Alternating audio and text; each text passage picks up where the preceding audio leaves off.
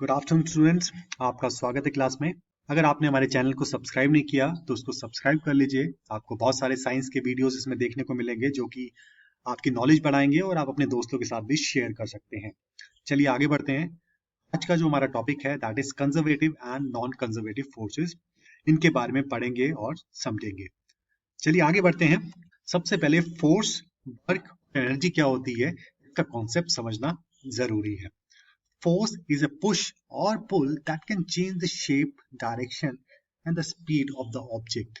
Force एक तरह की push और pull का फिनोमेना है जो कि किसी भी ऑब्जेक्ट की शेप को, डायरेक्शन को या उसकी स्पीड को चेंज कर सकता है। जबकि movement of the object due to force is called work. किसी भी ऑब्जेक्ट में अगर मूवमेंट हो रही है फोर्स की एप्लीकेशन की वजह से तो हम बोलते हैं work is said to be done. और वर्क डन को अगर मैं मैथमेटिकली लिखूं तो कुछ इस तरीके से लिख सकता हूं, work done is equal to force into displacement. Energy जो कि energy is the capacity of doing work. किसी बॉडी की कितनी क्षमता है काम करने की उसको एनर्जी बोलते हैं। फॉर एग्जाम्पल अगर हम देखें, एक यंग आदमी है और एक बूढ़ा आदमी है, हम देख के बोल सकते हैं कि जो यंग आदमी है उसके अंदर ज्यादा एनर्जी है, ज्यादा कैपेसिटी है काम करने की बजाय उस बूढ़े आदमी के। तो ये एक बेसिक कॉन्सेप्ट हो गया फोर्स, वर्क और एनर्जी का। अब आगे बढ़ते हैं। एक छोटा सा एक्सपेरिमेंट है, बॉल एक्सपेरिमेंट, जो कि हमें बताएगा कि ग्रेविटेशन फोर्स किस तरीके से काम करती है और आगे हमें बताएगा कि ये कंजर्वेटिव फोर्स है या नॉन कंजर्वेटिव फोर्स है। एक्सपेरिमेंट है, इसमें मैंने बॉल को पॉइंट ए पे रख दिया। मैंने उसको बिल्कुल पकड़ के रखा हुआ है और जस्ट उसको ड्रॉप कर देता हूं और वो सीधा बी पॉइंट पे आके नीचे स्ट्राइक करती है। ए पॉइंट पे उसको हमने पकड़ के रखा हुआ है, इसका मतलब उसकी जो वेलोसिटी है, इनिशियल वेलोसिटी 0 है, यानी कि उसकी initial kinetic energy vertical direction में 0 है। जब वो बी पर स्ट्राइक करती है तो मैं उसकी वेलोसिटी को नाप लेता हूँ, डायरेक्टली या इनडायरेक्टली, वो अभी हमारा पॉइंट ऑफ कंसर्न नहीं है। बस मैंने उसकी फाइनल वेलोसिटी को नाप लिया जो कि बी निकल के आई और फिर उसकी बेसिस पे मैंने बोल दिया कि इसकी काइनेटिक एनर्जी हुई half M V square, M जो कि बॉल का मास है, half M V square is kinetic energy, final kinetic energy हो गई। इनिशियल काइनेटिक एनर्जी 0 थी, final kinetic energy half M V square हो गई। केस 1 में जब मैंने इस बॉल को जस्ट ड्रॉप किया पॉइंट ए से पॉइंट बी पर जब वो स्ट्राइक हुई। अब वर्क डन हमें पता है, work done is equal to change in kinetic energy होता है। इसकी इनिशियल काइनेटिक एनर्जी 0 थी केस 1 में, final kinetic energy half M V square थी। तो चेंज इन काइनेटिक एनर्जी हो गया final kinetic energy minus initial kinetic energy, that is half M V square minus 0, जो कि मेरी टोटल बन के नेट वर्क डन मेरा आया half M V square case 1 में। अब दूसरे केस में मैं क्या करता हूं, बॉल पॉइंट ए पर ही है लेकिन उसको मैं हॉरिजॉन्टल डायरेक्शन में किसी वेलोसिटी से फेंकता हूं, बिल्कुल हॉरिजॉन्टल डायरेक्शन में फेंकता हूं कुछ, बट ग्रेविटेशन फोर्स की वजह से कुछ इस तरीके से कर्व लेती हुई वो सी पॉइंट पर स्ट्राइक करती है ग्राउंड पर। अब मैं फिर से वही चीज करता हूं, पॉइंट ए पर मैं वेलोसिटी इसकी वर्टिकल डायरेक्शन में 0 है।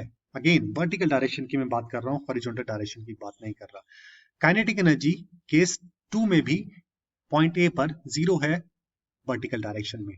पॉइंट सी पर जब वो स्ट्राइक करती है तो मैं फिर से उसकी वेलोसिटी को नाप लेता हूं जो कि फिर से सेम ही निकल के आती है जो कि बी पॉइंट पर निकल के आई थी। तो जब दोनों की वेलोसिटी सेम है, पॉइंट बी पर भी और पॉइंट सी पर भी, तो इसका मतलब काइनेटिक एनर्जी भी सेम होगी। तो पॉइंट सी पर मेरी काइनेटिक एनर्जी बन जाती है half M V square. Initial kinetic energy 0 थी, फाइनल काइनेटिक एनर्जी इस केस में, केस 2 में, हाफ एम बी स्क्वायर निकल के आती है। और वर्क डन होता है change in kinetic energy, change in kinetic energy हो गया half M V square, that is final kinetic energy minus initial kinetic energy जो कि 0 है। तो चेंज इन काइनेटिक एनर्जी निकल के आया मेरा हाफ एम बी स्क्वायर। जब बॉल ने ए सी पाथ फॉलो किया तब वर्क डन आया हाफ एम बी स्क्वायर। और केस 1 में जब बॉल ने ए टू बी पाथ फॉलो किया तब भी वर्क डन निकल के आया half M V square.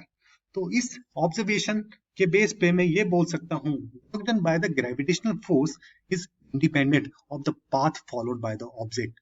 Object ने क्या पाथ फॉलो किया उससे फर्क नहीं पड़ता, ग्रेविटेशनल फोर्स का जो वर्क डन है उस ऑब्जेक्ट पे सेम ही रहा, प्रोवाइडेड हम सेम हाइट से ही उसको ड्रॉप कर रहे हैं या सेम हाइट से ही हम हॉरिजॉन्टल डायरेक्शन में। दूसरा केस करते हैं, डिस्प्लेसमेंट इन 0। जब डिस्प्लेसमेंट 0 है तब ग्रेविटेशन फोर्स क्या काम करती है ऑब्जेक्ट, उसके लिए भी एक छोटा सा एक्सपेरिमेंट है। मैंने बॉल को पॉइंट ए से ऊपर की तरफ धक्का दिया जो कि पॉइंट बी तक पहुंच जाती है, जो कि h हाइट दूर है पॉइंट ए से। अब इस केस को ध्यान से देखिए, जब बॉल को हमने ऊपर धक्का दिया, ग्रेविटेशनल फोर्स बॉल को नीचे की तरफ खींच रही है। किस फोर्स से खींच रही है? mg। m बॉल का मास है और g acceleration due to gravity है, जिस रेट से धरती किसी भी चीज को अपनी तरफ खींचती है।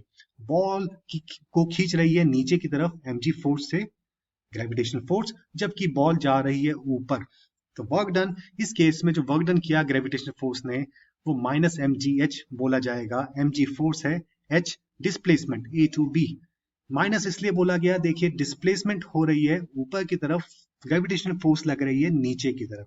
तो इन दोनों केसेस में फोर्स और डिस्प्लेसमेंट की डायरेक्शन ऑपोजिट है, और इस ऑपोजिट डायरेक्शन को रिप्रेजेंट करने के लिए हमने माइनस साइन का यूज किया। अब ये पॉइंट बी तक पहुंच जाती है, जो कि इसकी मैक्सिमम हाइट है। उसके बाद ये रुक जाएगी और नीचे आना स्टार्ट कर देगी। अब इस केस 2 में work done by gravitational force क्या होगा? बॉल नीचे की तरफ आ रही है, displacement is in downward direction, नीचे की तरफ आ रही है, और बॉल पर जो फोर्स लग रही है ग्रेविटेशनल फोर्स, वो भी नीचे की तरफ ही लग रही है। तो इस केस में डिस्प्लेसमेंट और ग्रेविटेशनल फोर्स दोनों की डायरेक्शन सेम है। इस केस में जो वर्क डन होगा that would be mgh। mg इसमें ग्रेविटेशनल फोर्स है, h is the displacement from b to a। ऊपर की डायरेक्शन में जब फेंका बॉल को, तो ग्रेविटेशनल फोर्स ने काम किया माइनस mgh। नीचे की तरफ जब बॉल आ रही है तो ग्रेविटेशनल फोर्स ने काम किया mgh। नेट वर्क डन क्या हुआ? इन दोनों को अगर हम जोड़ेंगे तो net work done would be minus mgh plus mgh, जो कि 0 निकल के आया। अब ध्यान से देखिए, बॉल A से पहले B पर गई, B से फिर A पर आई। इस केस में इसकी डिस्प्लेसमेंट क्या हुई? 0, बिकॉज इनिशियल पोजीशन से उसने स्टार्ट किया और इनिशियल पोजीशन पे ही आके वो रुक गई। तो जब डिस्प्लेसमेंट 0 होगी, ग्रेविटेशनल फोर्स द्वारा काम किया जाना भी 0 ही होगा। आई होप ये क्लियर हुआ होगा आपको। अब आगे बढ़ते हैं, एक कैरेक्टरिस्टिक्स और समझते हैं। एक एक्सपेरिमेंट करते हैं जिसमें हम पता लगाएंगे कि मैकेनिकल एनर्जी ग्रेविटेशन फोर्स द्वारा कंजर्व रहती है या नहीं रहती। बॉल को मैंने पॉइंट ए पर रखा हुआ है, जो कि h हाइट दूर है ग्राउंड से, और मैं इस बॉल को ड्रॉप करूंगा पॉइंट ए पर। इसको मैंने पकड़ा हुआ है, यानी कि इसकी वेलोसिटी 0 है, इनिशियल वेलोसिटी 0 है, यानी कि इसकी काइनेटिक एनर्जी 0 है। मैकेनिकल एनर्जी सम होता है पोटेंशियल एनर्जी और काइनेटिक एनर्जी का। पोटेंशियल एनर्जी इसकी mgh है, बिकॉज ये h हाइट ऊपर है ग्राउंड से। mg ग्रेविटेशन फोर्स है जो उसको नीचे की तरफ खींच रही है, h हाइट ये ऊपर है, पोटेंशियल एनर्जी इसकी हो गई mgh। वेलोसिटी इसकी 0 है तो काइनेटिक एनर्जी इसकी 0 होगी। Potential energy plus kinetic energy का सम आ गया mgh। तो ये पॉइंट पर इसकी टोटल मैकेनिकल एनर्जी mgh है।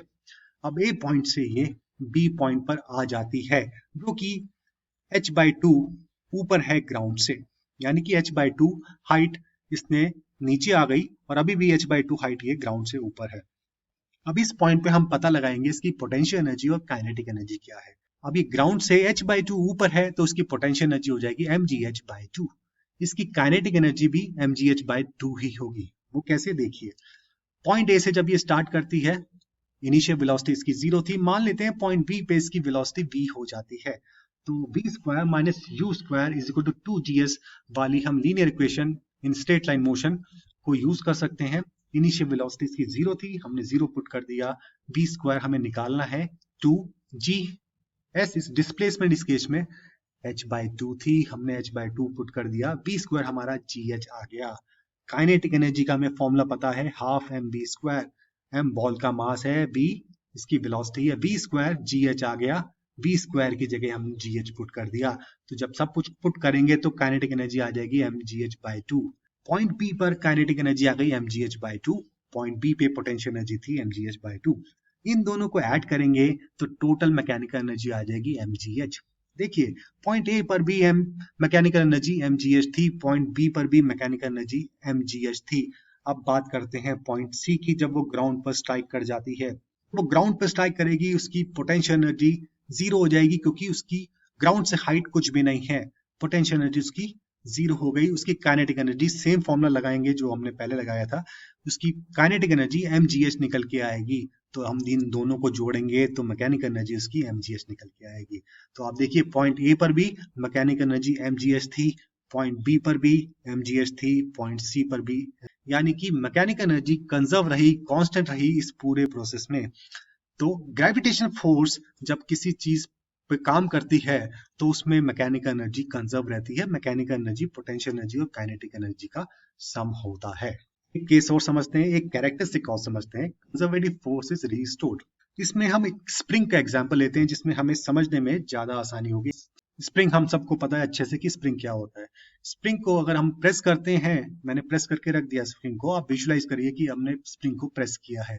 जैसे ही आप अपने फिंगर्स को रिलीज करेंगे, आप अपने हाथ को हटाएंगे तो स्प्रिंग अपनी ओरिजिनल शेप पर बाउंस, जब भी आप दबाएंगे वो प्रेस हो जाएगा, लेकिन जैसे ही छोड़ेंगे वो रिस्टोर कर लेगा अपनी उसी पोजीशन को, उसी शेप को रिस्टोर कर लेगा। तो स्प्रिंग फोर्स एक तरह से रीस्टोरिंग फोर्स है। अगर आप उसको दबाओगे भी, अगर दबाने के बाद अपना हाथ हटा लोगे तो वो अपनी पोजीशन, अपनी शेप को रिस्टोर कर लेगा। तो मैं ये बोल सकता हूँ spring force is a kind of restoring force. Examples हमने क्या किया, gravitation force, electrostatic force, restoring force of spring, buoyant force, ऐसी फोर्सेस पे ये एक्सपेरिमेंट किए। हमने पाया ये सब फोर्सेस ये कैरेक्टरिस्टिक शो करती हैं जो कि अभी हमने डिस्कस की। यही जो फोर्सेस, ये सारी प्रॉपर्टीज, ये सारी कैरेक्टरिस्टिक्स शो करती हैं, उन फोर्सेस को हमने बोल दिया कंजर्वेटिव फोर्सेस।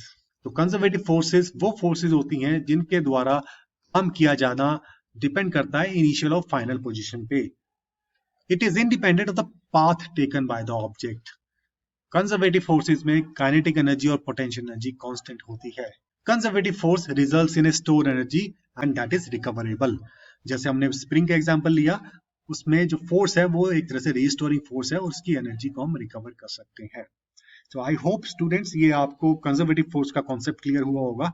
अब आगे बढ़ते हैं, नॉन कंजर्वेटिव फोर्सेस को भी समझते हैं एक एग्जांपल से, एक एक्सपेरिमेंट से। फ्रिक्शन की केस स्टडी करते हैं। सबसे पहले ये समझिए फ्रिक्शन क्या होता है। फ्रिक्शन एक तरह की रेजिस्टिव फोर्स है जो कि ऑपोजिट डायरेक्शन में लगती है मोशन के। मान लिया अगर हम ब्लॉक को राइट हैंड डायरेक्शन में पुश कर रहे हैं तो ग्राउंड और ब्लॉक के सरफेस के बीच में फोर्स लगती है जो कि इसके मोशन को अपोज करती है। ये फ्रिक्शन है जो कि ऑपोजिट डायरेक्शन में शो करती हुई दिखाई गई है। आप एक छोटा सा एक्सपेरिमेंट करते हैं। हमने दो पाथ बना लिए, बॉल हमारी पॉइंट ए पर है, एक पाथ है बिल्कुल सीधा जो कि ए से सी की तरफ जाता है, और एक पाथ है सर्कुलर, सेमी सर्कुलर, जो कि ए से बी से सी की तरफ जाता है। पहले केस में मैंने बॉल को धक्का देता हूं, सेम वेलोसिटी से, सेम फोर्स लगाई, मैंने धक्का दिया तो बॉल ए से सी की तरफ गई और मैंने सी पर उसकी वेलोसिटी नाप ली। दूसरे केस में मैं सेम फोर्स से धक्का देता हूं बॉल को, वो कुछ इस तरीके से जाती है, ए से बी फिर बी से सी, फिर मैं यहाँ पे सी पर उसकी वेलोसिटी नाप लेता हूं। तो मैंने पाया कि जब वो ए से सी की तरफ गई तब उसकी वेलोसिटी ज्यादा थी बजाय उसके जब वो ए से बी से सी होती गई। तो यानी कि पाथ के चेंज होने से सेम डेस्टिनेशन पॉइंट पर पहुंचने पर इनकी वेलोसिटी में चेंज आया। Change in kinetic energy in path ABC, जो पाथ एबीसी था उसमें काइनेटिक एनर्जी में चेंज ज्यादा आया बजाय change in kinetic energy in path AC. और चेंज इन काइनेटिक एनर्जी होता है वर्क डन, यानी कि work done in path ABC is more than work done in path AC. कब पाथ में फ्रिक्शन फोर्स को ज्यादा काम करना पड़ा बजाय एक स्ट्रेट पाथ में। तो इस फ्रिक्शन की केस स्टडी से हम ये बोल सकते हैं कि friction force is proportional to the path taken by the object. आगे बढ़ते हैं, energy is not recoverable and mechanical energy is not conserve. Friction energy का ही हम एग्जांपल लेते हैं। मान लेते हैं हम कार चला रहे हैं और एकदम से हम कार में ब्रेक लगाते हैं, ब्रेक लगाने से हमारी कार रुक जाती है। अब इस चीज को ऑब्जर्व कीजिए, जब आप ब्रेक लगाते हैं तो क्या क्या चेंजेस, क्या क्या चीजें आप ऑब्जर्व करते हैं। एक तो जब आप ब्रेक लगाते हैं आपको टायर्स की आवाज सुनाई देती है और जो टायर है वो भी गर्म हो जाते हैं। ये सब चीजें, एक heat energy, sound energy release हुई, यानी कि जो कार की काइनेटिक एनर्जी थी, हमने ब्रेक लगाई, वो साउंड एनर्जी में और हीट एनर्जी में बदल गई। तो क्या ये हीट एनर्जी को पकड़कर या साउंड एनर्जी को पकड़कर आप दोबारा कार में डाल के उसको चला सकते हो? नहीं। यानी कि इसमें जो फोर्सेस थी वो रिस्टोर नहीं हो पाई। जैसे स्प्रिंग के केस में हमने देखा था, मैंने स्प्रिंग को प्रेस किया लेकिन जैसे ही मैंने अपना हाथ हटाया उसने अपने आप को रिस्टोर कर लिया। लेकिन इस केस में हमने ब्रेक लगाई, उसमें जो काइनेटिक एनर्जी थी वो हीट और साउंड में बदल गई, लेकिन हीट और साउंड दोबारा अपने आप को रिस्टोर नहीं कर पाए काइनेटिक एनर्जी में। यानी कि इसमें जो एनर्जी है वो रिकवरेबल नहीं होती, इसमें फोर्स रिस्टोरिंग नहीं होती। तो फ्रिक्शन फोर्स के इस एक्सपेरिमेंट से हमने ये सीखा कि जो फ्रिक्शन फोर्स जो है it's not a restoring force.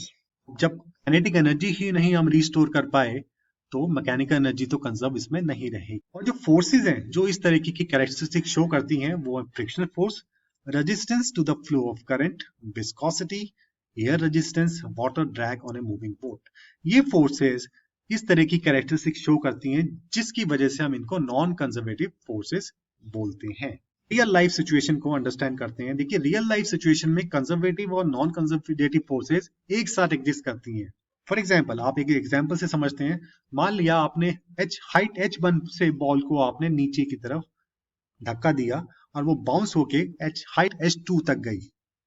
अगर सिर्फ कंजर्वेटिव फोर्स होती, ग्रेविटेशनल फोर्स होती, तो वो h2 तक ना जाके उसी हाइट तक जाती जिस हाइट से हमने उसको नीचे की तरफ धक्का दिया था, यानी कि h1 तक जाती, लेकिन वो h2 तक गई।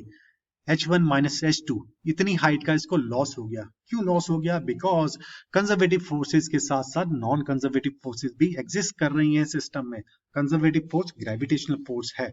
अगर सिर्फ यही होती तो बॉल जिस हाइट से हमने धक्का दिया था वापिस उसी हाइट पे जाती और हमेशा ऐसी बाउंस करती रहती, उसी हाइट पे जाती रहती। लेकिन ऐसा नहीं है, बिकॉज नॉन कंजर्वेटिव फोर्सेस जैसे कि एयर फ्रिक्शन हो गया, और जब ग्राउंड से वो टकराई, फ्रिक्शन हुआ, साउंड रिलीज हुई, एयर फ्रिक्शन की वजह से हीट रिलीज हुई और वो हीट एनवायरनमेंट में लॉस हो गई जिसको हम रिकवर नहीं कर सकते।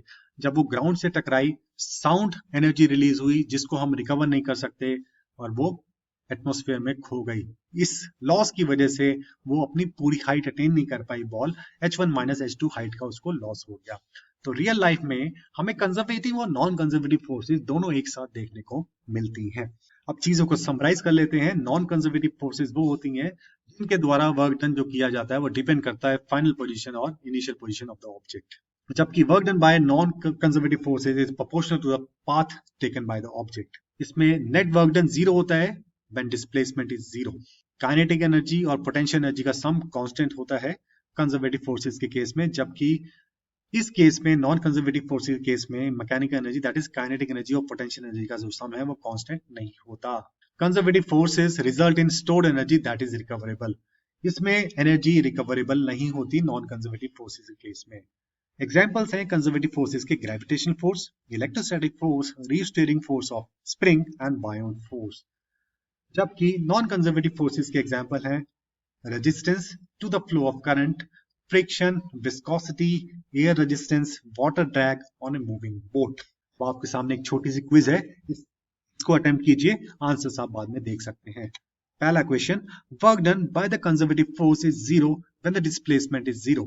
इज दिस ट्रू और false? Second, mechanical energy is constant in the case of non conservative forces, true और false? And the third one, gravitational force is a conservative force, true or false? Last, the water drag is an example of non-conservative force, true or false? अब इसको pause कीजिए और इस quiz को attempt कीजिए। Your time starts now. And the answers are, I hope students, ये आपको समझ आया होगा, इंटरेस्टिंग लगा होगा। आप अपने दोस्तों के साथ शेयर कीजिए, उनके साथ भी साइंस की नॉलेज बांटिए। अगर आप चाहते हैं मैं आपके लिए और इंटरेस्टिंग वीडियो लेके आऊं तो आप सब्सक्राइब करें मेरे चैनल को।